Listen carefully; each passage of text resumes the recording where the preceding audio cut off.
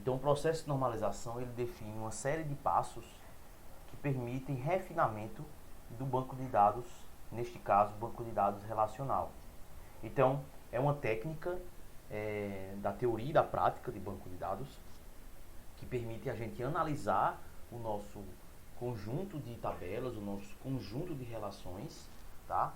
Já estabelecendo os relacionamentos, seus respectivos e também atributos, para que a gente possa determinar a melhor composição dessas tabelas, evitando uma série de anomalias, como a gente vai ver adiante. Então, basicamente, esse processo de normalização, existem várias normas, a gente vai ver três, basicamente, não na aula de hoje é uma aula introdutória. Basicamente, esse processo converte de forma progressiva cada tabela, tá? Cada tabela em graus e cardinalidade menor, até que a mesma não possua mais redundância, tá? Então, como resultado da normalização, a gente consegue um menor armazenamento de dados, tá? Ou seja, a gente consegue otimizar, economizar o espaço de armazenamento e também uma maior eficiência, porque quanto menos redundância, tá? Melhor o desempenho no acesso ao banco de dados. A gente tem que entender que a redundância ela é inevitável, porque existe a própria referência entre uma tabela e outra. Como assim, Bruno? Quando eu referencio uma tabela, a gente já viu que a gente coloca uma chave estrangeira de uma tabela para outra. Vocês concordam que aquela chave estrangeira não deixa de ser uma redundância de dados? Afinal, o dado ele está se repetindo na outra tabela, embora seja só a chave primária da outra tabela, né? Então, o processo de normalização tem o objetivo de diminuir essa redundância para o seu valor mínimo possível, de forma que não deteriore, de forma que não comprometa a consistência do banco de dados, né? Então, o armazenamento consistente e o acesso eficiente são os principais motivadores da normalização. Com o banco de dados normalizado, pretende-se também alcançar uma boa semântica de atributos, reduzir a quantidade de valores null, tá? Isso é muito importante. Reduzir valores redundantes, não tem como eliminar, como eu disse, mas reduzir, e evitar as anomalias de acesso, que a gente vai finalizar a aula de hoje analisando esses tipos de anomalias. Então, primeiro, alcançar uma boa semântica de atributos. O que significa isso? Semântica diz respeito a significado. Então, eu começo logo com uma sugestão. A gente tem que modelar sempre um esquema, seja de uma tabela, seja de um banco de dados como um todo, de modo pensando que o seu significado esteja claro para quem o lê. Desde o nome da tabela, o nome dos atributos, como também tudo que compõe essa tabela. Olha só, um esquema ele tem que ter uma semântica fiel ao mundo real. Como eu disse, o nome da relação, seus atributos devem ser consistentes. Então aí eu mostro um exemplo de um esquema pobre, né? Olha só, professor, CPF, nome, endereço, gosto musical, time, independente. Aqui tem uma questão interessante. Será que gosto musical e time para uma relação chamada professor é interessante? Né? Aluno, CPF pai, aqui já tem um problema. Ora, será que eu preciso do CPF do pai para ser a chave primária de um aluno? Ou será que um aluno não precisa de uma chave primária que seja totalmente dependente dele? Nesse caso aqui, o CPF pai é dependente do pai do aluno.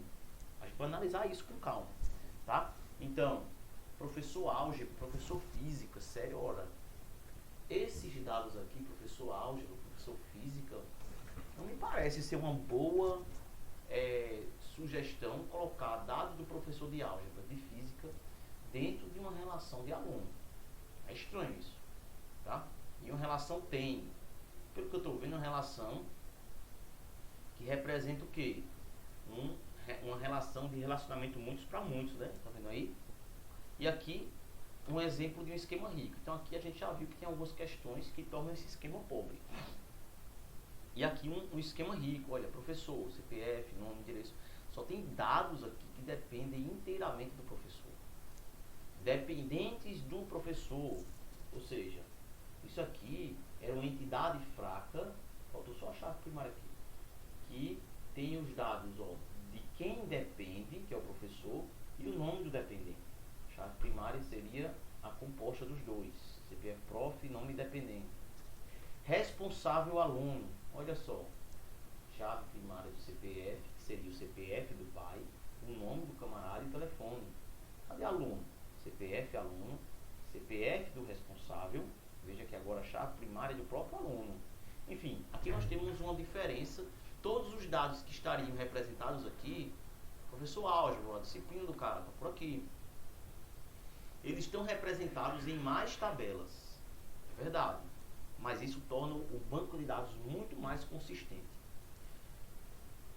Aí pode ficar a dúvida, professor, como é que eu consigo fazer isso aqui? Eu vou pegar 3 tabelas e dividir em 8 tabelas assim, facilmente. Quais são as técnicas para isso? São essas técnicas que a gente vai aprender, tá? Então, outro exemplo de esquema pobre. Olha só, FuncDep, uma tabela FuncDep que representa funcionário e departamento, o nome do funcionário, CPF, número do departamento. A chave primária é CPF, número do departamento.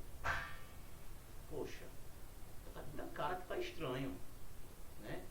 A não ser que seja uma relação que represente o quê?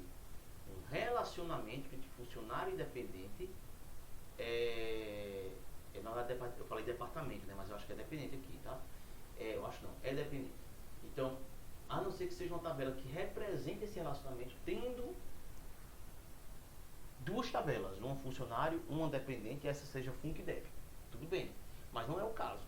FuncProj, mesmo problema. Eu tenho que ter em mente que os dados, isso é inclusive um conceito de uma das técnicas que a gente vai aprender.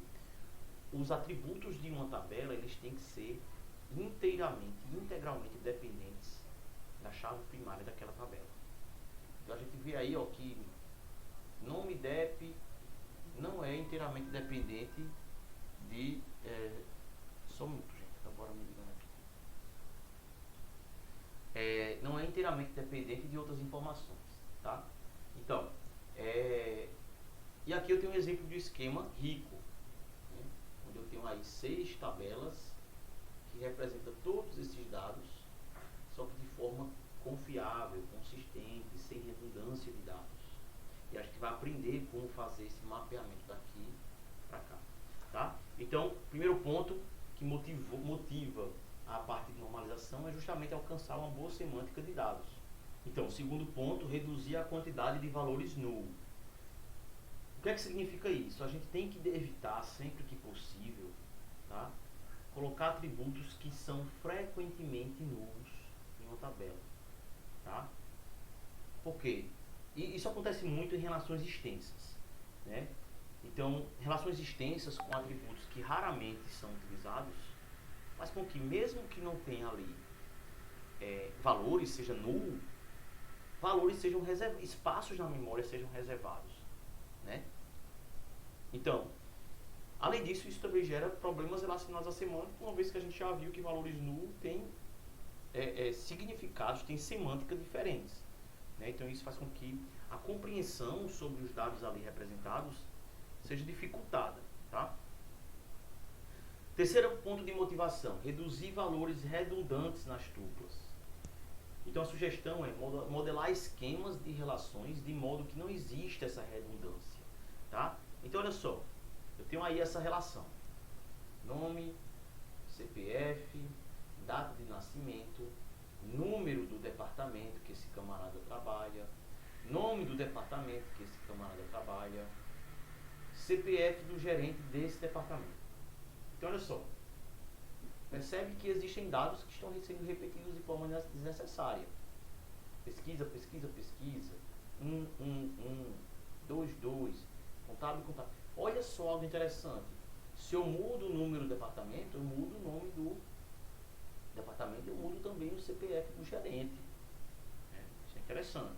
Então olha só, esse esquema aqui é o esquema anterior melhorado. Eu tenho uma menor redundância. Agora você percebe, eu tenho uma tabela chamada funcionário, ou seja, toda tupla daqui representa um funcionário que tem nome, CPF, data de nascimento e trabalha em um departamento.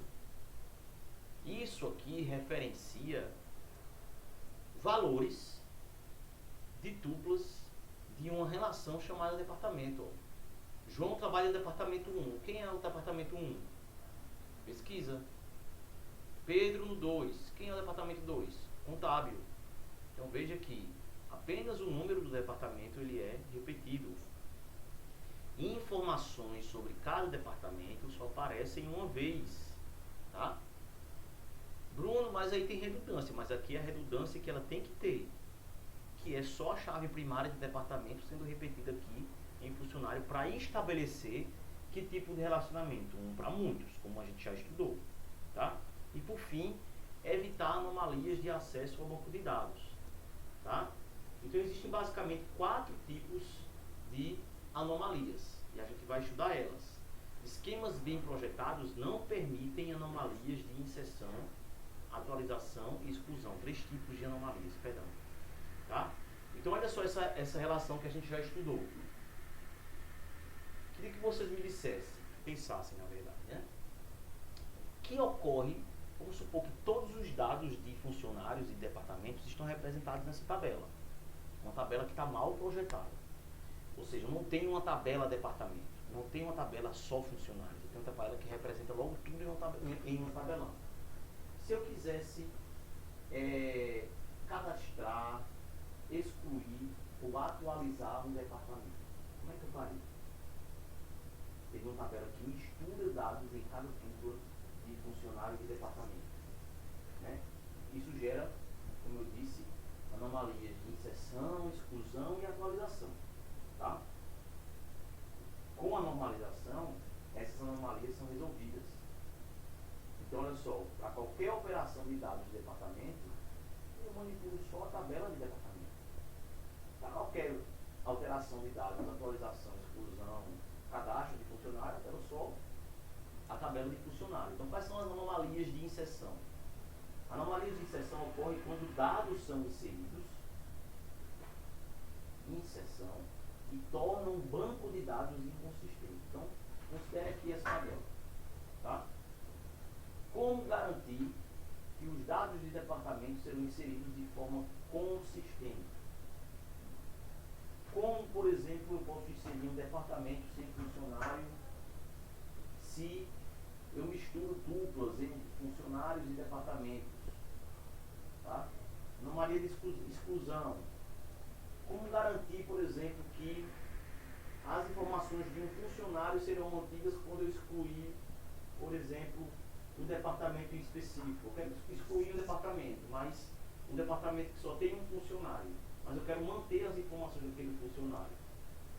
Se eu excluir, eu vou acabar excluindo toda a dupla. Né? E anomalias de atualização, como garantir que o nome do departamento será atualizado para todos aqueles que têm um nome relacionado? Então são questões que acabam prejudicando uma característica importante do nosso banco de dados, que é a característica que diz respeito à consistência do nosso banco de dados. Tá? A normalização, a gente tenta manter o processo de normalização essa propriedade. Ao longo do nosso curso, a gente vai ver que tem 4 propriedades que devem ser garantidas, né? E eu vou estudando isso com o tempo, que a gente chama de propriedades ACID, A, C, I, D. Atomicidade, que a gente vai estudar lá na próxima aula. C, consistência, que é tudo isso que eu conversei com vocês, mas a gente vai continuar falando sobre isso, certo? I, de isolamento, e D, de durabilidade.